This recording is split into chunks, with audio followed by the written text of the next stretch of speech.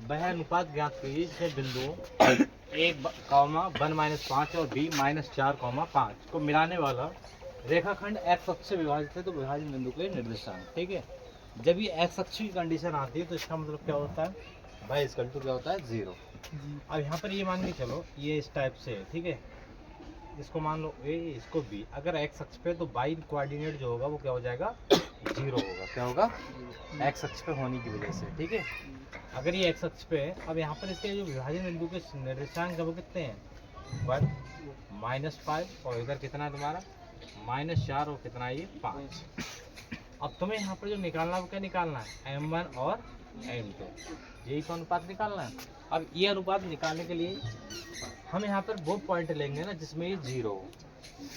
X वाला हालांकि हम ले सकते थे पर नहीं लेंगे क्योंकि 0 वाला लेंगे तो यहाँ पर y की वैल्यू लेंगे क्या m2 y1 प्लस m1 और y2 अपॉन में कितना हो जाएगा ये m1 प्लस m2। ठीक है, जब हमने इसको ऐसे करके लिखा तो y की वैल्यू कितनी है अपने पास 0, m2 कितना है बोलो, पता ही नहीं है, m2 निकालना है। y1 कितना है, ये x1 है, ये y1 है और ये x2 और ये y2 है। अब तुम देखो कि m2 हमारे पास कितना है, m2 है ही नहीं।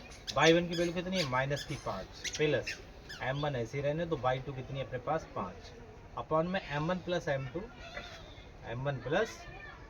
ठीक है, m1 और m2 की अगर हम जैसे क्रॉस मल्टीप्लाई की तो क्या आ जाएगी ये 0। अगर ये इधर 0 आ गई -5m2 और प्लस कितना हो जाएगा 5m1। यहाँ तक की कहानी सही है। अब हम इसको इस टाइप से लिख सकते हैं कि -5m2 बराबर -5m1, माइनस से माइनस कट गया और 5 से 5 कट गया।